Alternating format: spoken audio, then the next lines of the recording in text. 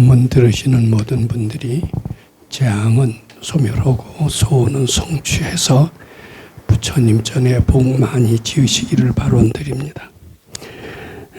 오늘은 17번의 제일 마지막 네 번째 시간이 됩니다. 17번이 굉장히 방대하고 논의할 것도 많고 또 논의해서 깨쳐야 될 그런 부분도 상당히 많은 것 같습니다. 유인물을 받으셨겠지만 17번의 제일 마지막 구절 중에서 아당 장엄불토는 시불명보살이니 그런 구절, 또 열애설 장엄불토자는 직비장엄일세 심영장엄, 이런 두 구절을 가지고 오늘 해석하고 논의하고 여기서 깨칠 것이 무엇인가를 한번 생각해 보도록 하겠습니다. 세상에는 여러 종류의 사람들이 있습니다. 그 분류는 사람마다 자기 식대로 분류를 합니다. 정치학자는 정치식으로 분류하는 방법이 있겠죠. 사회학자는 또 사회학식으로 분류를 합니다. 역사학자는 역사식으로 분류를 합니다. 과학자들조차도 분류하는 방식이 없지 아니합니다. 근데 아니야, 이게 우리 불교식으로 분류를 한다면 어떤 식으로 분류를 할까? 아마 불교식의 분류도 없지 않는 것 같습니다. 저는 불교식으로 분류를 한다면은,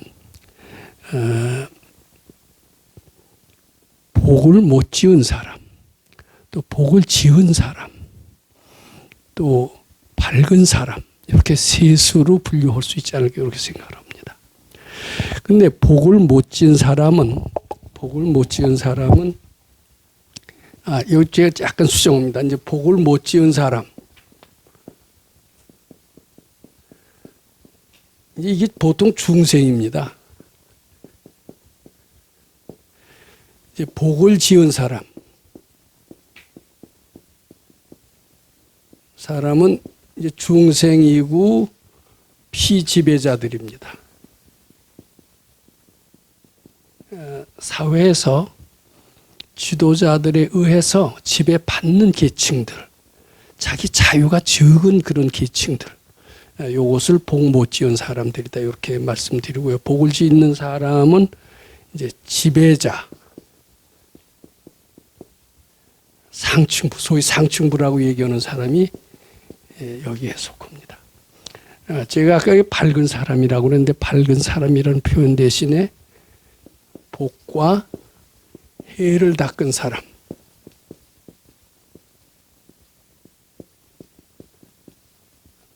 요 위에 밝은 사람이 있겠죠. 복과 해를 닦은 사람은 세상에서 뭐라고 그러느냐 하면요, 영호골이라고 그래요. 그러니까 요 상층부보다도 훨씬 더 뛰어난 소위 그 대통령, 대통령이라고 할지, 또는 불세출의 업적을 남긴 여러 학자들도 있잖아요. 또 운동선수도 있잖아요. 그런 사람들도 영향력이 굉장히 많습니다.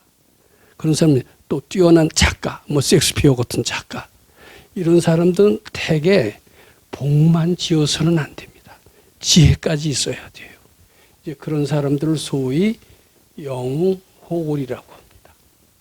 영호골은 자기 영향력이 미치는 범위가 굉장히 많습니다. 경우에 따라서 전 세계 사람들을 움직일 수 있을지도 모릅니다. 그런데 요 밑으로 내려갈수록, 즉 복을 짓는 정도가 점점 적을수록 미치는 영향이 지극히 제한되어 있어요. 여기 차이가 있다. 이게 아마 불교식에 이렇게 분류를 하는 어떤 스님이 있는지 모르지만, 제가 이렇게 쭉 이렇게 밝은 일 통해서 공부한다면 이런 식의 분류는 마음 닦는데, 복을 짓고 해를 닦게 하는데 상당히 도움이 된다, 이렇게 생각을 합니다. 소위 오늘은 요런 사람들에 대한 이야기를 좀 하고자 합니다.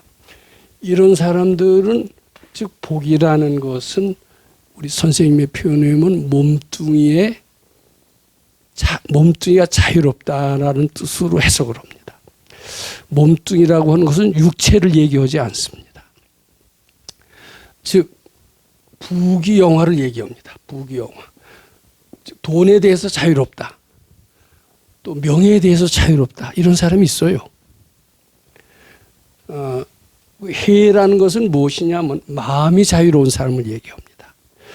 우리는 지혜로운 사람이 어떤지 지혜롭지 못한 사람은 그 경지를 상상을 못해요. 저는 어렸을 때 지혜라는 말은 들었습니다. 지혜라는 말도 듣고 슬기라는 말도 들었는데 슬기는 조금 알 것도 같아요. 지혜는 슬기하고 비슷한 것 같아요. 비슷하다고 할 때 이런 표를 쓰죠. 지혜. 근데 잘 몰랐어요. 왜냐하면 내가 지혜롭지 못했고 슬기롭지 못했기 때문입니다. 간단히 얘기해서요.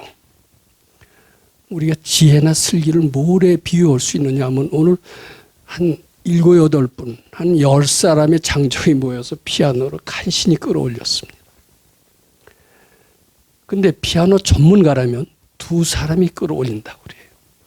그 사람은 피아노를 다루는 요령을 합니다. 그 요령이 말하자면 슬기요 지혜입니다. 근데 이 슬기나 지혜는 학교에서 지식을 갖고 가르쳐 주질 않아요. 마음속에 장애가 없어야 이런 지혜가 나고 슬기가 나옵니다. 일을 할 때도요. 저는 처음에 낫짓을 시골에 가서 농사 지을 때 낫을 생전 처음 잡아봤으니까 낫질할 줄 몰랐습니다. 열심히 깎아도 깎은 자리도 지저분해요. 그리고 깎지도 못해요. 근데 잘 깎는 사람은 깎으면 아주 반듯하게 깎은 자리가 깨끗합니다. 그리고 짧은 시간에 많은 것을 깎아요. 우리 같은 사람은 낫으로 밥 먹으려면 생전 굶어 죽을 수밖에 없습니다. 그 사람은 이런 요령을 합니다. 그 요령은요, 학교에서 가르쳐 주지 않습니다. 그런 것도 일종의 지혜입니다. 그 다음에 우리가 특히 알 수 있는 지혜는 난제를 해결할 수 있는 이런 방법. 요거 터득하는 것도 큰 지혜입니다. 갈팡질팡해야 될 하고 우유부단할 그런 경우가 인생살이에는 너무나도 많습니다. 아직 여기 젊은 분들이 많으셔서 인생은 아주 쉬운 거다라고 큰 소리 칠지도 몰라요. 천만에 그렇게 간단치 않습니다.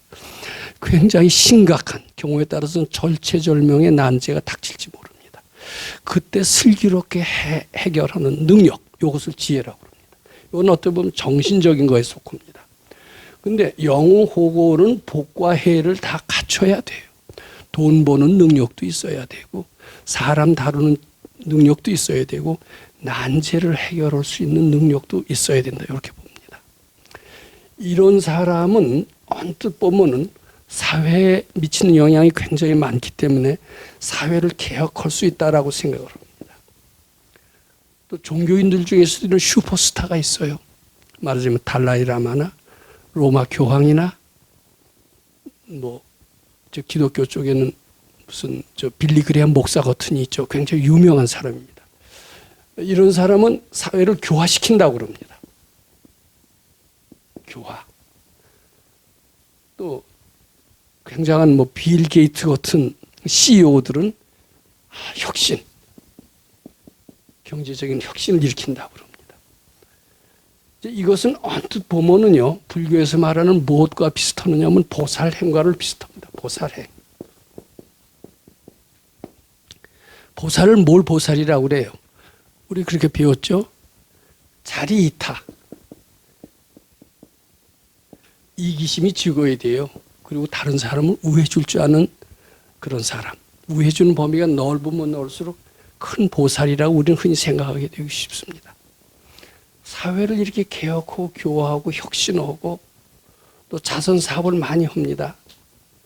사람한테 평화를 주고 행복을 주고 이런 사람이 참 훌륭하고 위대하죠. 이런 사람 우리는 보살이라고 할지 모릅니다. 자, 이 보살에 대한 설명을 잘 해놓은 게 금강경입니다. 보살의 길을 잘 밟아라는 게 금강경이에요. 보살에 대한 정의를 또 해놓은 게 금강경입니다. 자, 오늘도 말씀드릴게 유인물을 받으셨지만은 아당 장엄불토라 하면 내가 장엄불토라는 것은 개혁하고 교화하고 혁신하고 이렇게 하는 것은 어때요? 사회를 장엄시키는 겁니다. 빛내게 하는 겁니다. 나는 이런 업적을 이루었다. 이런 사람들이 있어요. 큰 업적을 이루었다. 이런 사람이 말하자면 아당 장엄불토라 하면 이렇게 업적을 이루었다라고 하면은 이 사람은 어떤 사람이에요? 진짜 보살이라고 할 수가 없느니라. 불교의 세계는 참된 보살이라고 할 수가 없느니라. 이런 뜻입니다. 특히 그 서양 사람들, 뭐 대표적인 미국 사람들, 트럼프 같은 사람들은 자기 업적을 상당히 과시하는 사람이고 업적을 과시하는 것은 하나도 허물이라고 보질 않습니다. 당연히 과시해야 되고 당연히 자랑해서 사람들로 하여금 자기의 능력과 위력을 믿게 해서 표를 자꾸 찍게끔 만드는 것은 너무나도 당연한 일이지 뭐 도덕적으로도 하나도 잘못된 것이 아니라고 생각합니다. 특히 미국식의 사고방식. 저는 미국식의 사고방식이 뭔지 잘 몰랐어요. 근데 어떤 사람이 미국인의 특성, 정체성은 이렇다라고 잘 설명해 놓은 정치학자가 있었습니다. 그 말을 들어보면 미국인들은 아당 장엄불토하는 그런 사고방식을 가지고 있더라고요. 굉장히 자기 PR하려고 그러고 자기 능력을 과시하려고 그러고 사람들한테 표를 찍게 해서 출세하려고 하는 이런 출세욕이 우리는 강한 것 같고 우리 전통적인 동양 관념에 비하면 소인배라는 생각이 들기가 쉬워요. 근데 그게 소인배인지 아닌지 그건 잘 모르겠습니다. 아당 장엄불토하는 이런 사람들이 세상에 너무나 많습니다.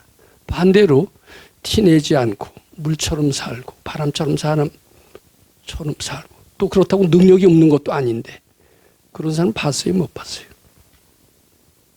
나도 못 본 것 같아요, 별로.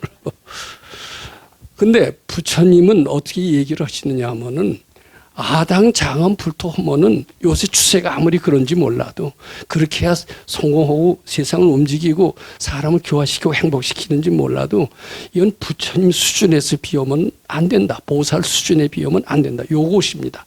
그리고 너희들은 정말 고생을 미워하고 진정 행복을 원하고 또 실제로 사람들을 많이 영향을 미쳐서 그네들을 행복하게 살게 하려면은 이렇게 겉으로 아당 장엄불토는 이런 형상이 있는 보살이 되지 마라. 그건 가짜 보살이니라. 이렇게 얘기를 하는 겁니다. 우리 그 이해가 잘 돼야 안 돼요? 안 되죠. 근데 이게 금강경의 특징이고 위대성이다. 이렇게 생각을 합니다. 자, 이제 그래서 우리 유인물을 보면은 그 아당 장엄불토라 하면 시불명보살이라고 그랬는데 요 뒤에다 보충을 해야 됩니다. 그 앞에 뭐라고 나왔냐면 하이고 이걸 보충해야 돼요.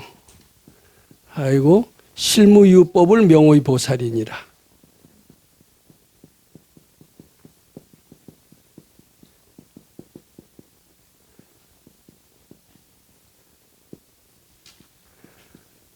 겉으로 자기 피하려고 설치고 드러나는 선행을 하고 이런 사람은 보살이 아니다. 왜냐하면은 티내지 않고 물처럼 바람처럼 하면서 실제로 할 일을 다 하는 사람이 보살이기 때문이다. 이걸 보충해야 됩니다. 근데 이건 빠졌죠.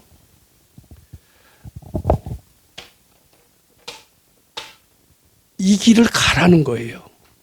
티내지 않고 물처럼 바람처럼 그렇게 하라는 거예요. 그렇게 할 수 있다라는 겁니다. 그래야만이 재앙이 소멸이 되고 그리고 영생의 세계를 갈 수 있다. 이렇게 부처님은 얘기하시는 겁니다. 아당 장엄불토하는 그런 소위 티내는 영웅호골, 티내는 보살은 근본적인 재앙을 소멸할 수가 없고 결국 영혼의 세계에도 들어갈 수가 없다라. 이 뜻이 포함되어 있습니다.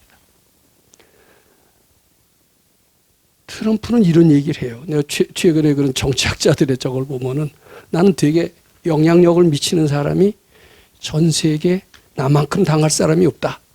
그러면서 자기를 과시합니다. 우리 생각에 저 잘난 척하네 이런 생각이 들고 시원찮아 보여요. 근데 그걸 하나도 시원찮게 생각을 안 합니다. 그런데 이제 한 가지 겸손한 게 있어요. 나는 예수 그리스도만은 못하다. 지가 어떻게 예수 그리스도한테 비교를 해요, 비교. 근데 예수 그리스도는 어땠냐면요. 왼손이 하는 일을 오른손도 모르게 하라고 그랬어요. 그런 사람하고 어떻게 비교를 합니까? 이분은 예수 그리스도의 참뜻을 모르는 것 같아요. 내가 보기에는. 많은 사람한테 영향력을 미치면은 그것을 최고의 가치로 하는 사람이다. 근데 그러고 살죠. 그런 맛에 삽니다. 그런 맛에 사는데 그런 식으로 살아서는 재앙에서 벗어날 수 없다. 생로병사에서 벗어날 수 없다. 고통에서 벗어날 수 없다. 너희들 정말 영원한 행복을 원하고 영원한 재앙 소멸을 원한다면은 바로 실무유법을 해라. 이게 이제 건강경의 핵심이다. 이렇게 봐야 됩니다. 자, 제가 이제 요걸 갖다 좀 구체적으로 설명드리기 위해서 유인물을 제가 읽어보겠습니다. 아당, 장엄불도. 아라는 게 뭐예요? 나죠. 내라는 게 우리는 있다라고 생각합니다. 있는 것 같잖아요. 왜냐하면 언제 있는 것처럼 보통 때는 내가 있는지 없는지 잘 몰라요. 근데 누가 이제 자존심 건드리는 소리를 딱 하지 않습니까? 그럼 화가 탁 나요. 나를 무시해? 그때 나가 나옵니다. 병 들었을 때 내가 괴로워? 그때 나가 나와요. 평화롭고 태평성대에는 절대로 나라는 단어가 등장하지 않습니다. 역경이 있을 때 힘들다. 누가 힘들어요? 내가 힘들어요. 근데 그래서 내가 있는 것 같아요. 내가 정말 있을까요? 어떤 게 나을까요? 나는 누구인가? 이런 책이 있어요. 근데 그 책 보고 대답하면 안 돼요. 정말 한번 진짜 대답해봐. 내가 있을까요? 근데 잘 따져보면 있는지 없는지 잘 모르겠어요. 근데 이제 특히 어떤 사람이 많이 느끼느냐 하면요. 이렇게 느낍니다. 복을 못 지은 사람은 내가 있다고 느낀다. 이렇게 얘기를 하고 싶습니다. 이렇게 올라가면 올라갈수록요. 내가 있다라는 생각이 점점 덜해요. 왜냐하면 장애가 덜하니까. 장애가 많으면 많을수록 내가 있다라는 것을 아주 실감하게 됩니다. 특히 이제 참선을 하잖아요. 또 우리 건강경 많이 읽잖아요. 그럼 어떻게 되는지 경험해 본 분이 있을까? 내가 완전히 없어진 것 같아요.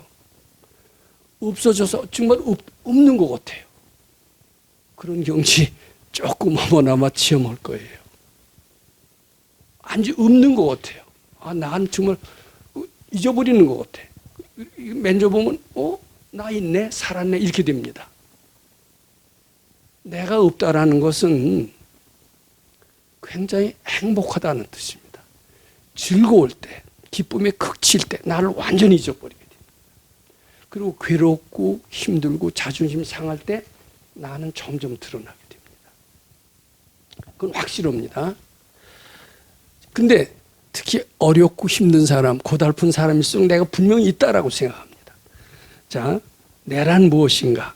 근데 그 내가 있다라는 나는요, 참 나가 아니래네요.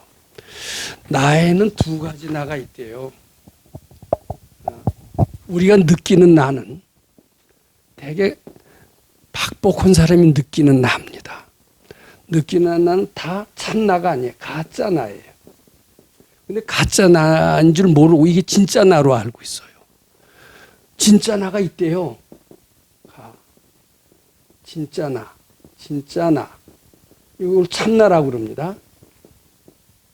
뭐 대하라고 그러기도 합니다.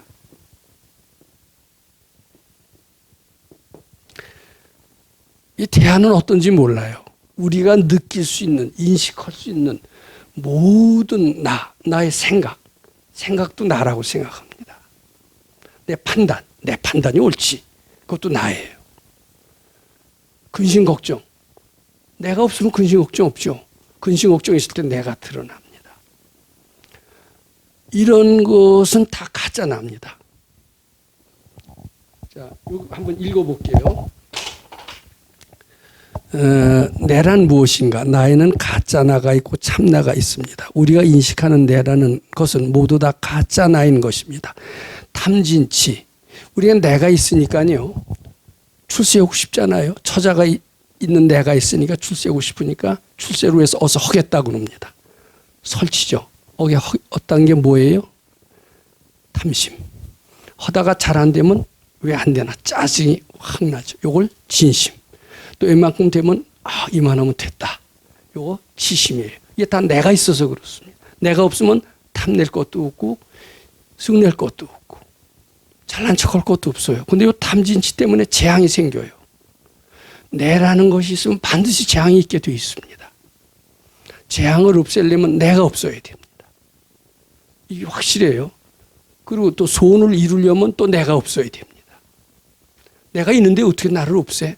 있어요. 참 나가 있기 때문에 가짜 나는 없앨 수가 있다. 이렇게 얘기할 수가 있습니다.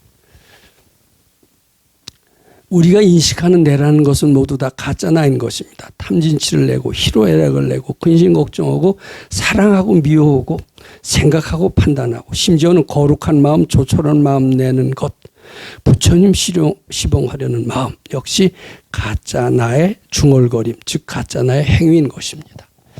즉 우리의 모든 것 이것은 다 가짜 나의 표현이다 이렇게 보면 됩니다. 특히요 아주 우울하잖아요. 마음이 우울하고 아주 괴로운 거 있잖아요. 이것은 다 가짜 나가 하는 행위입니다. 제가 굉장히 괴롭고 힘들고 아주 힘들었던 때 우리 선생님 종종 찾아갑니다. 선생님 정말 힘듭니다. 누가 힘드니? 지가 힘들죠. 그 너는 가짜 너다 이렇게 얘기를 해요. 근데 가짜 너라는 소리만 들어도요. 근심 걱정이 좀 사라지더라고요. 이 진짜 내가 괴롭다면은 이건 어떻게 해결 방법이 없어요. 근데 가짜 나의 빙의가 되어서 가짜 나를 진짜 나로 믿기 때문에 괴로운 거예요. 팩트라고 보기 때문에 괴로운 거예요. 근데 이게 다 가짜 나고 가짜 나는 없앨 수가 있습니다. 우리는 재앙을 소멸할 수가 있다. 이 뜻이 됩니다. 가짜 나는 또 착각에서 이루어집니다. 그래서 우리는 모든 괴로움, 근심, 걱정이 일어날 때 어떻게 하라고 그랬는지 아시잖아요. 착각인 줄 알고 바치라고 하는 것. 이건 가짜 나이기 때문에 착각인 줄 알고 바칠 때 사라집니다. 특히 가짜 나의 대표가 뭐냐 하면은요. 어제도 말씀드렸지만 죄 지었다는 생각이에요. 이 죄 지었다는 생각이 각종 재앙을 다 불러옵니다. 나는 무식업으로 댕기면서 살생 안 했겠어요? 잡아먹는 짐승이 되는 수는 굉장히 많아요. 저도 굉장히 깨끗한 줄 알았어요. 근데 자꾸 공부를 하다 보니까요. 어느 생이 몰랐어요. 자꾸 눈에 검정 고양이가 눈에 띄어. 검정 고양이는 나하고 아무런 상관이 없는 걸로 알았죠. 근데 그게 이제 어느 생인지 고양이 몸을 받았다라는 게 이제 도인의 해석이고 고양이는 어때요? 살생을 하는 것이 업이 특징입니다. 그러면서 얘기가 고양이의 인중은 짧아요, 길어요? 짧죠. 그래서 네 인중도 그걸 닮았고 그리고 그것이 불건강의 원인이 되고 자꾸 잡아먹는 거. 남을 잡아먹고 목숨을 끊으면은 그 결과 내 목숨이 약해지고 이래서 골골하는 사람들 되게 살생업보가 많았다 그럽니다. 살생업보도 많을 뿐만 아니라 그 살생업보가 등장해서 처자식이 돼갖고선 괴롭히기도 한다. 이런 뜻이 됩니다. 근데 살생만 했겠어요? 도둑질, 사업, 망어, 우리 시박이 뭔지 배웠죠? 그런 죄예요. 남을 괴롭히고 해롭게 하는 거. 죄를 무식업으로 다니면서 굉장히 많이 지었는데 우리는 착각을 해요. 깨끗하다고 착각을 해요. 왜냐하면 전생을 볼 줄 모르니까. 금생은 꽤 깨끗한 것 같으니까. 학교에서 선생님한테 모범생이라고 칭찬을 들었으니까 착각하고 있는 거예요. 근데 알고 보면 참 죄 속에서 살아요. 조금 지혜 있는 사람은 내가 업이 많구나 이렇게 됩니다. 업이 많구나 이렇게 되고 그 업이 죄 지었다는 생각이 모든 재난의 원인인 것을 다 압니다. 죄 지었다는 생각 나는 안 낼 자신이 있어. 이렇게 얘기할 사람이 있을까요? 없을까요? 초등학생은 그런 소리 하더라고요. 근데 우리는 초등학생이 아닙니다. 이미. 아무리 봐도 우리는 죄 안 지었다고 할 수가 없어요. 죄 속에서 살고 있는지도 모릅니다. 이게 다 가짜나가 그러는 겁니다. 참나에는 죄가 없어요. 무식업으로 죄 지은 일이 없노라는 참나가 하는 것은 맞아요. 근데 이 가짜나 속에 빙의되어 있으면요, 무식업으로 죄 지은 일이 없노라 이렇게 헐레할 수가 없습니다. 자, 이제 또 읽어보겠습니다. 아당 장엄불도 시 불명보살 하시는 말씀은 설사 부처님 국토를 장엄하려 하여 밝아지려는 마음을 내었어도 즉 불명보살 다 가짜나의 행위이니 이를 참나의 행위로 알아 나는 공부 잘한다고 하여서는 아니 된다는 말씀입니다. 그러니까 지금 다시 이제 정리를 하면은 우리가 죄 지었다라는 생각이 각종 재앙을 다 불러오고 그것이 확실합니다. 죄 지었으니까 벌 받아야 된다는 생각이 가지고 있어요. 벌 받아야 된다는 생각이 벌을 가져오고 있는 겁니다. 그러니까 각종 재앙은 내가 다 불러서 오는 소은성취다. 이렇게 하는 게 정확히 맞습니다. 그럼 여기서 벗어나는 길은 이것이 착각인 줄 알고 바치거나 또는 부처님 마음이 돼서 나는 무식업으로 죄 지은 일이 없노라를 자기 잠재의식 고지 들을 때까지 자꾸 되풀이하거나 또 부처님 마음이 되거나 이것이 재앙에서 벗어나는 길입니다. 왜냐하면 부처님 마음이 되는 순간 부처님은 죄 지은 일이 없노라라고 그렇게 하는 청정한 마음이기 때문에 그 마음을 연습하는 순간 재앙에서 벗어날 수가 있다. 이렇게 말씀드리고자 합니다. 저는 확실히 그렇게 저는 믿습니다. 부처님 마음을 연습하는 것. 그것이 모든 재앙에서 벗어나는 가장 확실한 길이고 다른 방법은 안 된다. 이렇게 믿습니다. 금강경을 읽으면은 아침에 금강경을 읽으면 낮에 하루 종일 재앙이 소멸이 되고 저녁에 금강경을 읽으면 저녁부터 아침에 일어나는 모든 재앙이 소멸된다는 얘기 우리 많이 들었습니다. 왜 재앙이 소멸될까? 금강경을 읽으면 금강신장이 옹혼되더니 금강신장이 철퇴를 가지고 나한테 재앙이 오는 것을 물리쳐서 재앙이 없는 것일까? 나도 한때 그런 생각을 했어요. 그래서 사금강 팔보살이 옹혼다는 얘기가 있고 사금강 팔보살의 명호를 외웠어요. 지금도 기억할 거예요. 봉청 청제 제금강, 봉청 청제 신금강, 사금강 팔보살이 옹혼다는 얘기가 있어요. 근데 그건 틀린 얘기는 아닐 거예요. 근데 그네들이 우리가 생각하는 것처럼 다 옆에서 지키고 있다가 금강산이 지키고 있다 재앙이 오면 탁 가로막는 그런 신장하고는 틀려요. 내 마음속의 신장이다. 이렇게 일단 봐야 될 것 같습니다.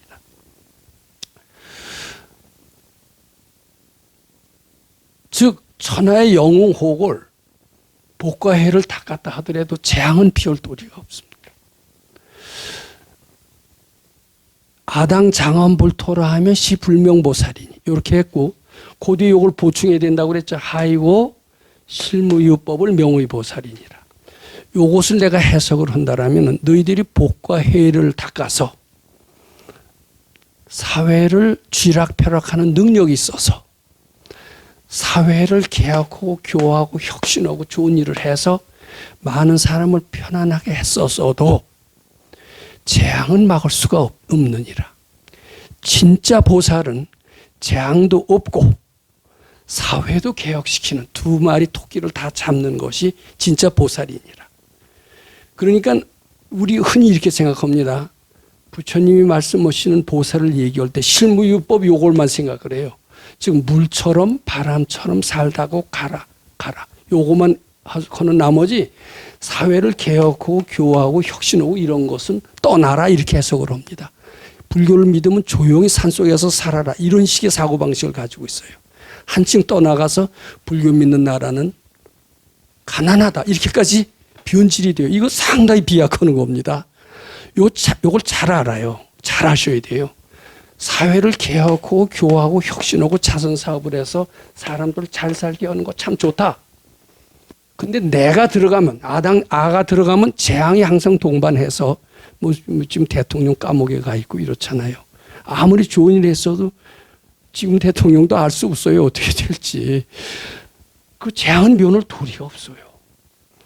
그럼 부처님이 얘기하시는 건 실무유법을 명을보살이라. 요것은 요거 하지 말라는 뜻이 아니에요. 요거 하면서도 재앙이 없어야 되지 않느냐. 요것을 강조하는 거예요. 그게 좋잖아요.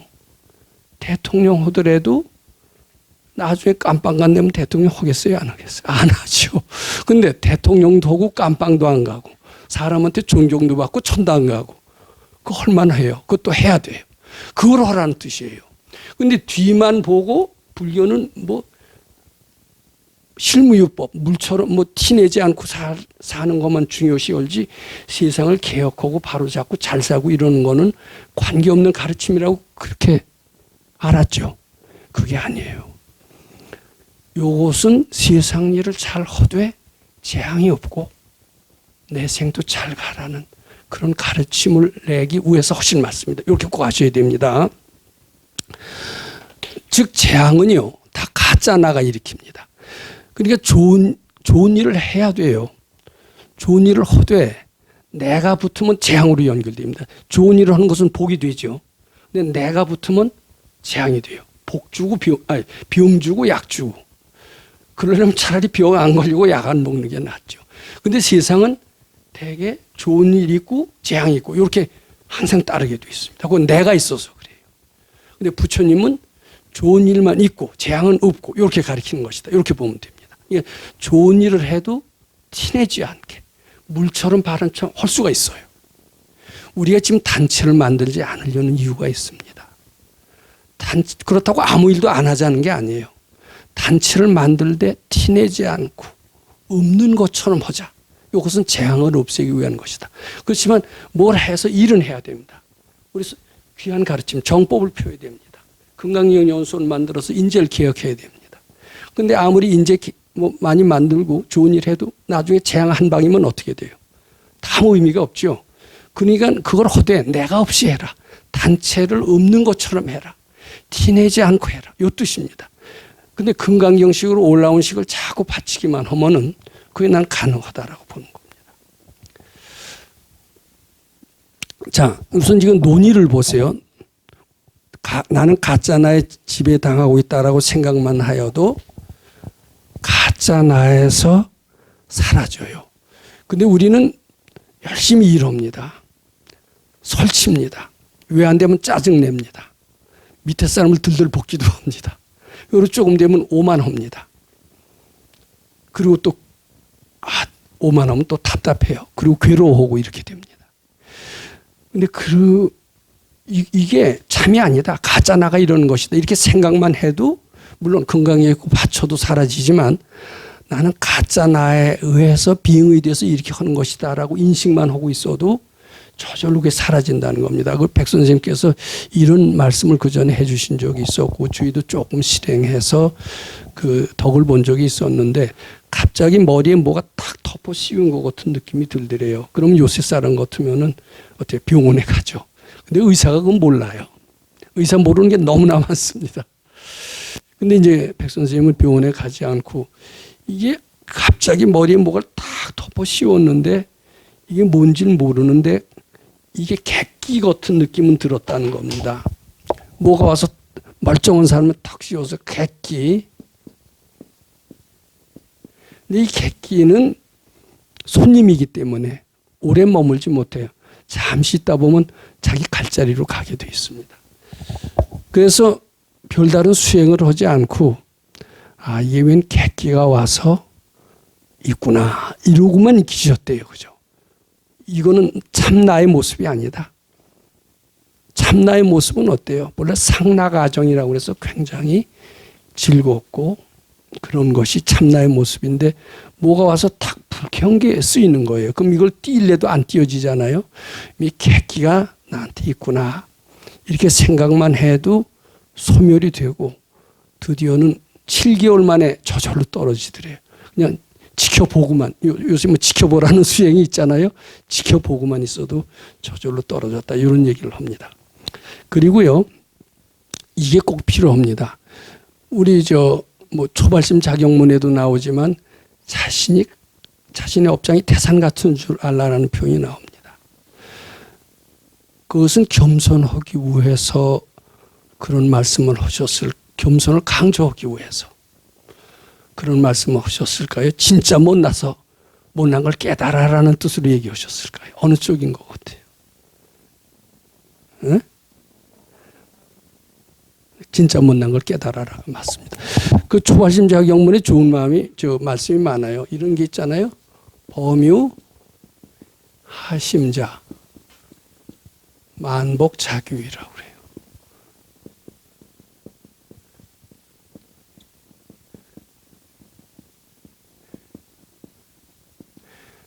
범유 하심하는 것은 자기를 낮추는 겁니다.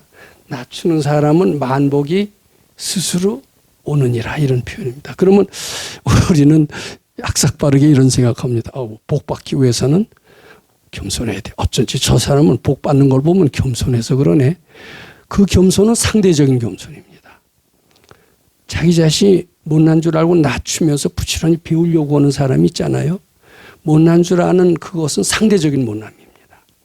근데 못난 줄 알라는 초발심 자격문에 이제 보조 스님의 말씀도 있고 우리 선생님도 자주 강조했지만 이거는 다른 사람보다 못나서 못난 줄 알라는 게 아니에요. 진짜 우리는 업장이라는 것 때문에 우리는 수많은 고생을 하고 있는 거고 이것을 잘난 줄 알고 하는 한은 이것이 고통의 근원인데 이걸 없애야 나는 고통에서 벗어나는데 이게 잘났다라고 생각하는 한 그 고통은 없어지지 않습니다. 나는 정말 못났다. 난 업장 덩어리다. 내가 해결해야 될 과제는 너무나 많다. 고통을 많이 느끼면 느낄수록 자기 업장은 큰 줄 알아야 됩니다. 세상이 힘들다고 느끼면 느낄수록 내 업장은 크다고 느껴야 됩니다. 그리고 정말 큽니다. 고통 느껴요? 안 느껴요? 느끼죠. 그건 내 업장이 불러온 거예요. 주업이 불러온 거예요. 그건 정말 고통을 느끼는 것만큼 주업이 큰 건 사실이기 때문에 누구보다도 죽고 크고 이런 상대적인 못남을 알라는 게 아니라 정말 못난 걸 알면은 이게 사라진대요. 자기 업장이 사라진대요. 잘난 척 하면은 자기 주업이 절대 사라지지 않는데.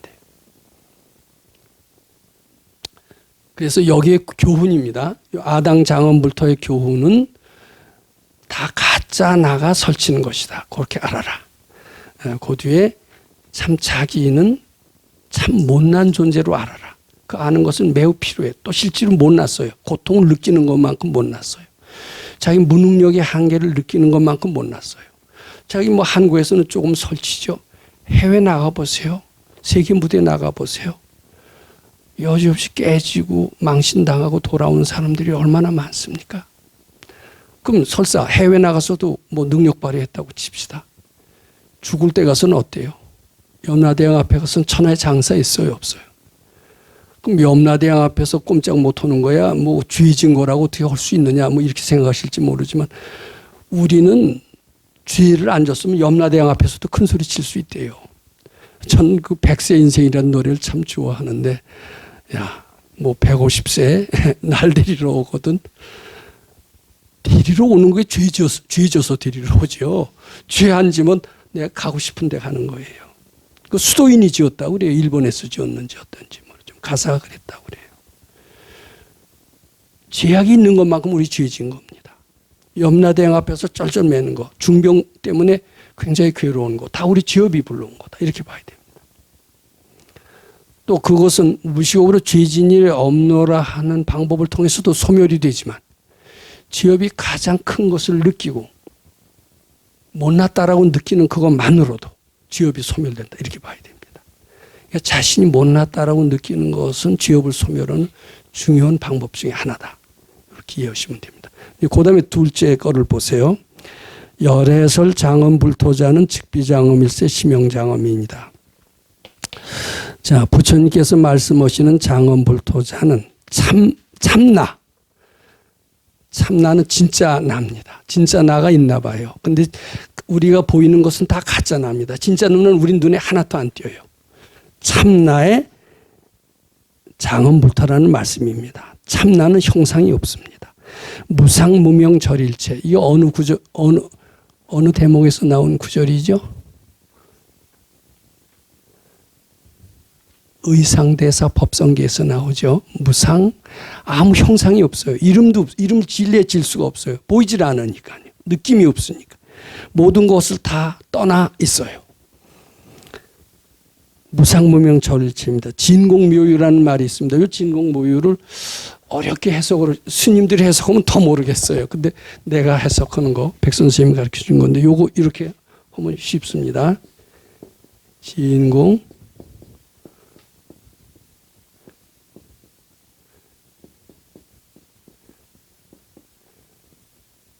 참으로 비었다는 뜻입니다. 뭐가 비었느냐면 내 업장. 내 업장은 본래 있질 않아요. 참으로 없는 거예요. 참으로 없는 걸 깨치면은 참나가 있어요. 참나는 형상이 없어서 보이질 않지만 묘하게 있어요. 이렇게 하면 해석하기 쉽죠. 근데 스님들은 모르겠어, 더 모르겠어, 이거 해석하면. 근데 이렇게 해석해서 우리 업장은 정말 비었다. 비고 보니까 참나가 드러났는데 참나는 형상이 없어. 묘하게 있어요. 그렇게 이해를 하세요. 진공 묘유인 것입니다.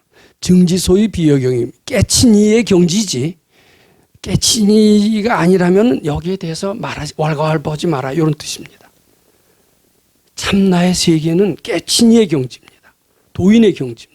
우리는 아직 도인이 못 됐기 때문에 참나가 있는지 없는지 알지 못하고 거기에 왈가왈부할 자격이 없어요. 이 말 그대로 믿고 나가야 됩니다.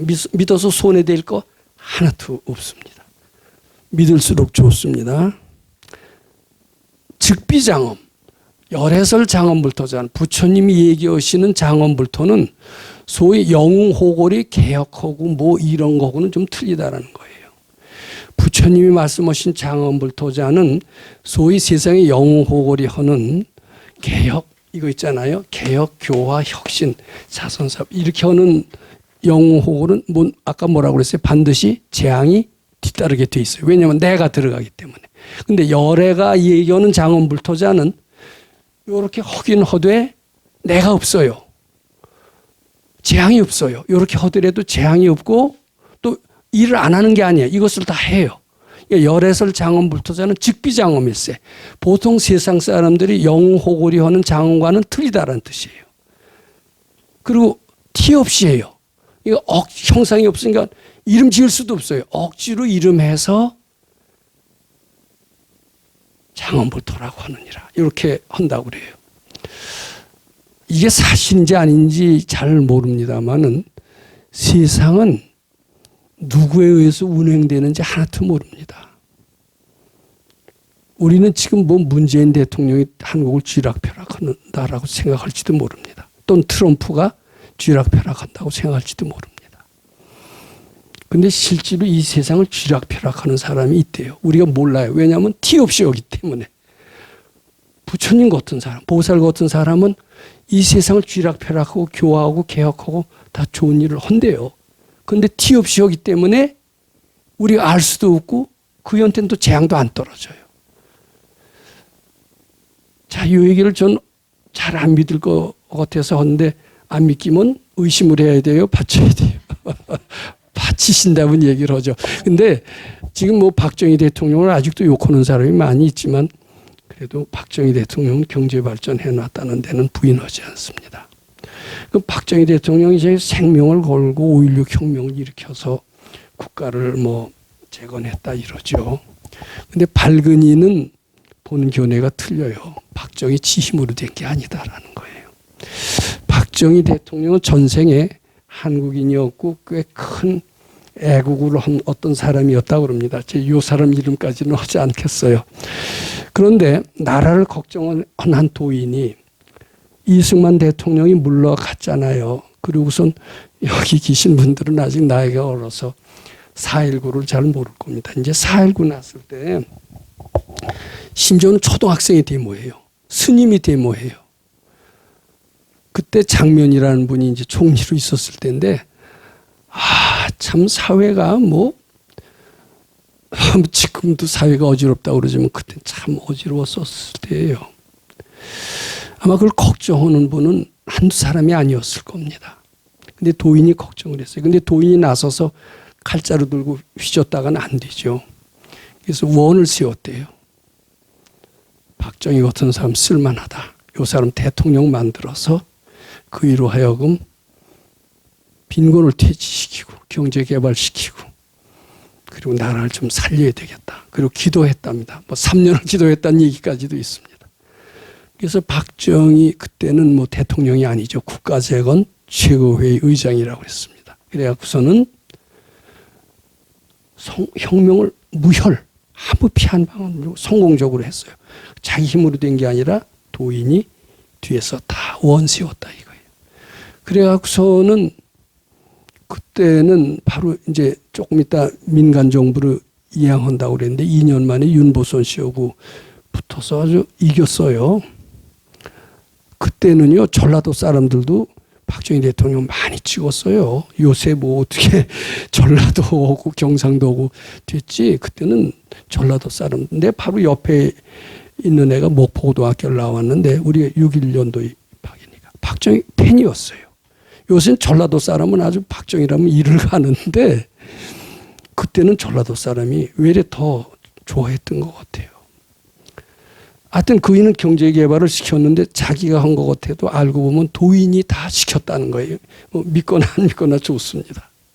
그런데 실제로 역사를 움직이는 것은 영웅호골이 아니라 영웅호골을 만든 뒤에 원력보살일 수도 있습니다. 근데 그이는 티내요 안 내요? 잘난 척해요 안 해요? 트럼프를 움직이는 것은 트럼프가 아니다 이거예요. 트럼프를 움직이게 하는 어떤 원력보살일 수도 있다. 이렇게 생각을 하는 겁니다.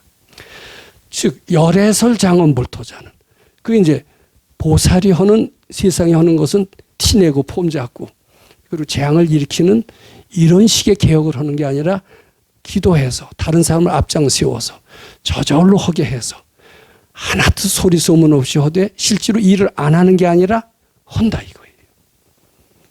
이렇게 되면 이 구절이 조금 이해가 되죠. 근데 그렇게밖에 해석할 수가 없어요. 그래서 이게 참 그 도인의 힘이 큽니다. 이 도인이 아무것도 아닌 것 같아도 그 대신 힘이 큰지 안 큰지 우리는 몰라요. 그게 왜냐하면 티내지 않고 하기 때문에. 그리고 이제 그런 도인을 만나는 것은 즉 선지식을 만나는 것은 굉장히 행운이라고 그럽니다.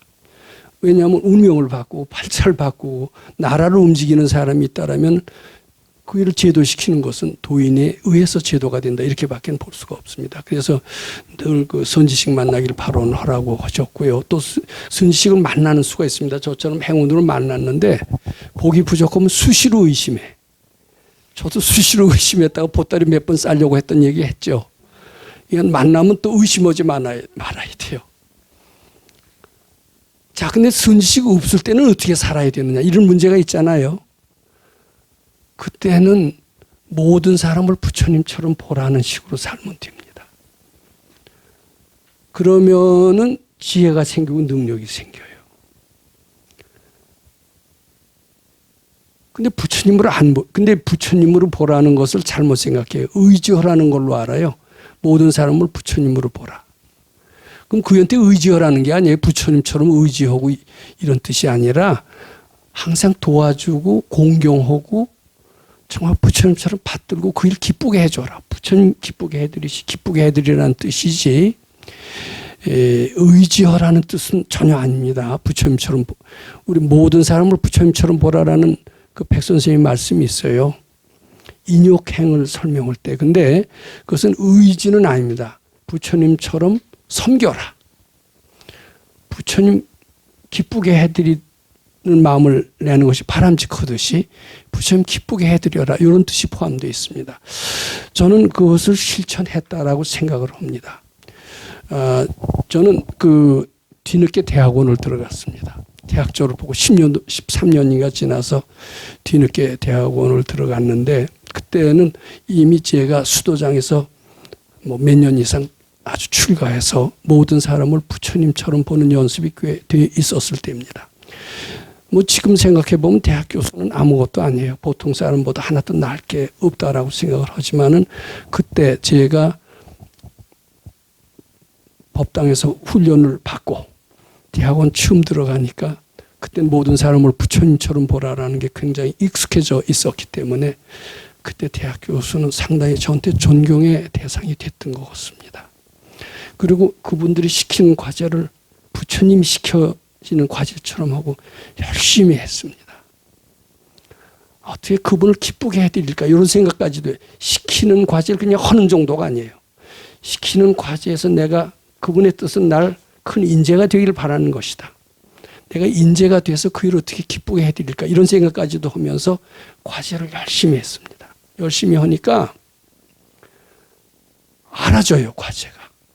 심지어는 그분이 교과서 쓴 지 한 20년 된 교과서고 20년 동안 그의 잘못을 지적하는 학생이 하나도 없었어요. 근데 그 잘못까지도 알아지더라고요. 선생님이 놀래죠. 고대에 이제 박사 논문 쓸 때입니다. 지도교수도 모르고 나도 모르는 과제를 갖고 서로 이제 새로운 테마를 갖고 논문을 쓰려고 지금 시도를 한 겁니다.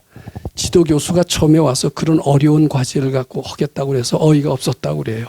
나도 그 과제가 얼마나 어려운지 조금 미국에서도 하다가 관두고 아인슈타인도 하다가 관두고 뉴턴도 하다가 관두고 뭐 그렇다고 제가 했다라는 뜻이 아닙니다. 근데 굉장히 어려운 과제를 제가 대뜸 하겠다고 그러니까 우리 지도교수는 깜짝 놀랐대요. 근데 그 지도교수는 굉장히 자만심이 많으니까 어렵다는 생각을 안 하고 아주 자기가 가르쳐 준다는 식으로 그렇게 했던 것 같아요. 저는 그 지도교수를 부처님처럼 믿었던 것 같습니다. 그러니까 자기는 가르쳐 준다라고 하면서 막 시켜요. 근데 조금 가다 보면 금방 틀린 게 보이거든. 근데 틀린 게 보이고 이게 엉터리다 이렇게 되면 안 되죠. 부처님이 가르쳐 주셨으니까 틀렸어도 무슨 의미가 있겠지. 여기서 날 뭘 깨치라는 뜻이겠지. 이렇게 생각하면서 아무것도 아니다라고 해서 반박하지 않았었습니다. 나한테서 뭘 깨치라고 이 과제를 내주셨겠지. 그것을 자꾸 이면의 뜻을 생각하면서 그 일을 부처님처럼 보려고 하면서 그이가 가르쳐준 것을 깨치려고 했어요. 그랬더니 그것은 비록 틀렸지만은 그렇게 마음을 가진 것이 그것보다 더 좋은 깨달음을 가지고 그 연대 가게 됐어요. 아, 선생님이 이렇게 지시하셨지만은 요걸 한참 하다 보니까 그 틀렸습니다. 이런 대답은 안 합니다. 더 좋은 것이 깨쳤습니다. 그러니까 자기 공로로 알아요. 몇 번 시킬 때마다 다 틀려요. 틀리지만 틀립니다. 이렇게 하면 싸먹고 아무것도 안 되고 끝나죠.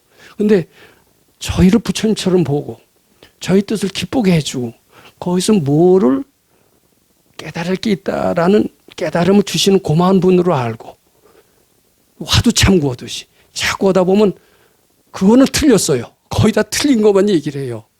근데 틀렸다고 얘기하면 안 됩니다. 직장에 다닐 때도 마찬가지. 틀린 게 뻔히 보이는 거 많죠. 틀린다고 얘기하면 어떻게 돼요. 근데 열심히 하면서 더 좋은 걸 발견해서 하면은 자기 공로라고 생각하고 기뻐해요. 그러니까 그 전에 학자들이 못했던 게 발견이 되더라고요. 그래서 저는 그런 원리를 한번 발견한 뒤에는 논문에 대해서는 굉장히 편해졌습니다. 저는 확실히 알았어요. 모든 사람을 부처님처럼 보라라고 하는 그 가르침에서 저는 대학 교수 생활을 비교적 자유롭게 했다. 이렇게 말씀드리고자 합니다. 선지식이 계실 때는 선지식을 의심하지 말고 복종해야 됩니다. 선지식이 안 계실 때는 부처님처럼 보고 의지하라는 게 아니에요. 그 뜻을 받들고 기쁘게 해드리도록 노력해라. 그럼 선지식이 안 계시는 세상에서도 행복하게 살 수 있다. 이렇게 말씀드립니다. 오늘 17분 오늘 요걸로서 다 끝내도록 하겠습니다.